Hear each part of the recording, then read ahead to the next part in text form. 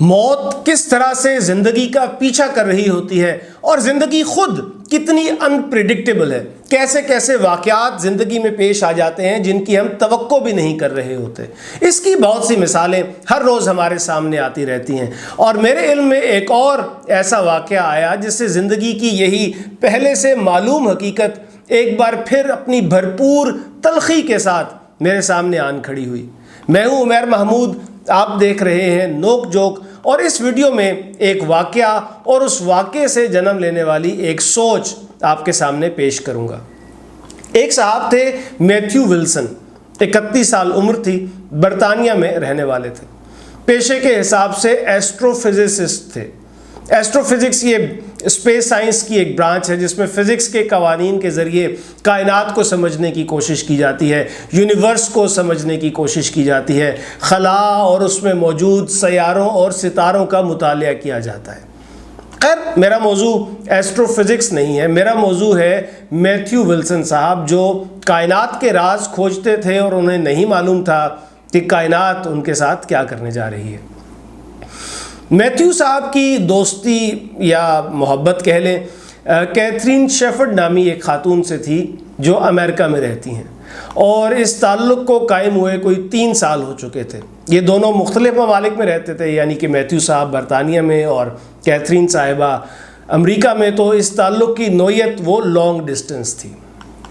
ایک دن میتھیو صاحب نے سوچا کہ محبت کے درمیان یہ جو 7 سمندر حائل ہیں انہیں پار کیا جائے اور زندگی کے چند دن کیتھرین کی ہمراہی میں گزارے جائیں. اس خیال کو انہوں نے عملی جامہ پہنایا، ٹکٹ کٹائی اور امریکہ پہنچ گئے.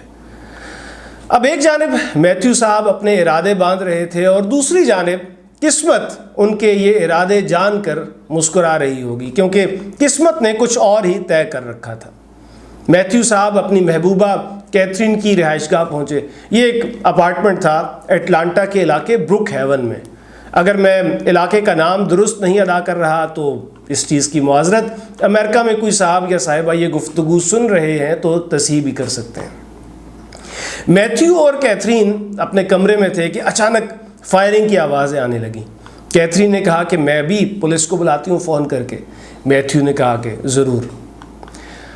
اور یہی الفاظ میتھیو کے آخری الفاظ ثابت ہوئے، کیونکہ اسی لمحے ایک آوارہ گولی دیوار کو چیرتی ہوئی آئی، میتھیو کے سر پر لگی اور ان کی جان لے گئی.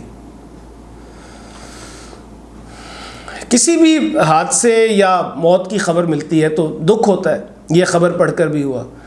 مجھے ان دونوں کی تصویر بھی بہت افسردہ کر رہی ہے. اخبارات رپورٹ کر رہے ہیں کہ یہ تصویر فائرنگ سے چند لمحے پہلے کی ہے. اس وقت تک ان دونوں کو اندازہ نہ تھا کہ کیسی قیامت ان پر ٹوٹنے والی ہے. پھر کچھ اور خبریں اور کچھ اور دیگر تفصیلات بھی میں نے تلاش کی تو ان سے اندازہ لگایا جا سکتا ہے کہ میتھیو ولسن نے جارجیا اسٹیٹ یونیورسٹی سے پوسٹ ڈاکٹورل ریسرچ کی تھی، اور کیتھرین صاحبہ وہ اسی یونیورسٹی میں ریسرچ اسسٹنٹ ہیں. یہیں ان کی ملاقات ہوئی ہوگی، غالباً یہیں محبت پروان چڑھی ہوگی، دونوں نے عہد و پیمان باندھے ہوں گے، شاید زندگی بھر ساتھ نبھانے کے وعدے بھی کیے ہوں، لیکن قسمت کو یہ سب منظور نہیں تھا. پھر یہ بھی ہے کہ میتھیو ولسن جب تک امریکہ میں پڑھتے رہے اپنی پوسٹ ڈاکٹرل سٹڈیز کے سلسلے میں، وہ تب تک محفوظ رہے، لیکن ان کی موت کا وقت اور طریقہ ان کو بلا رہا تھا. تبھی جب وہ اپنی دوست سے ملنے آئے تو اس وقت گولی کا شکار ہو گئے. اور یہ واقعہ کوئی اپنی نوعیت کا پہلا واقعہ نہیں ہے. ہمارے لاہور میں ابھی 20 جنوری 2020 کو جو دھماکہ ہوا، اس میں جاں بحق بچہ ابصار، وہ بھی مظفر آباد سے لاہور آیا تھا اور یہاں اپنے ماموں کے ساتھ آگے کراچی جانا چاہتا تھا. BBC نے ابصار کے والد کے حوالے سے بتایا ہے کہ ابصار کراچی جا کر قرآن پاک حفظ کرنا چاہتا تھا، لیکن اس کی موت بھی ان تمام ارادوں کے راستے میں آ کر کھڑی ہو گئی اور ابصار کو لاہور کے انارکلی بازار میں اس جگہ لے گئی جہاں دھماکہ ہونا تھا. اسی طرح 2018 میں ایک پاکستانی بچی سبیکہ شیخ وہ امریکہ گئی تھی اور وہاں ایک فائرنگ کے نتیجے میں جہاں بھاگ ہو گئی۔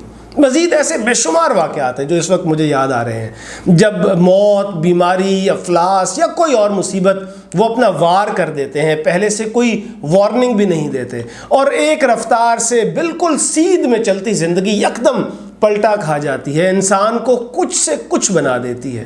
میں نے کتنے ہی ایسے لوگوں کو اس دنیا سے جاتے دیکھا جن کی بہت ضرورت تھی، اور یہ سب یاد کرتے ہوئے میں یہ بھی سوچ رہا ہوں کہ یہ سب کیا ہے، کیوں ہے، اور ہے تو اتنا رینڈم کیوں ہے، اتنا اچانک سے کیوں ہو جاتا ہے، اور ہوتا ہی کیوں ہے؟ ایسا کیوں نہیں ہوتا کہ زندگی ہر فرد کے لیے ہر وقت ہمیشہ اچھی رہے، کوئی دکھ یا تکلیف آئے ہی نہ؟ اور مجھے یہ بھی معلوم ہے کہ مجھے کبھی بھی ان سوالوں کا جواب نہیں ملے گا، کیونکہ ان سوالوں کا کوئی جواب شاید ہے بھی نہیں۔ زندگی کو جیسے ہے، جہاں ہے کی بنیاد پر ہی قبول کرنا پڑتا ہے۔ اس زندگی کو بہتر کرنے کی خواہش کی جا سکتی ہے، یہ خواہش پوری کرنے کے لیے کوشش کی جا سکتی ہے، لیکن زندگی کو سمجھا نہیں جا سکتا، بس گزارا جا سکتا ہے۔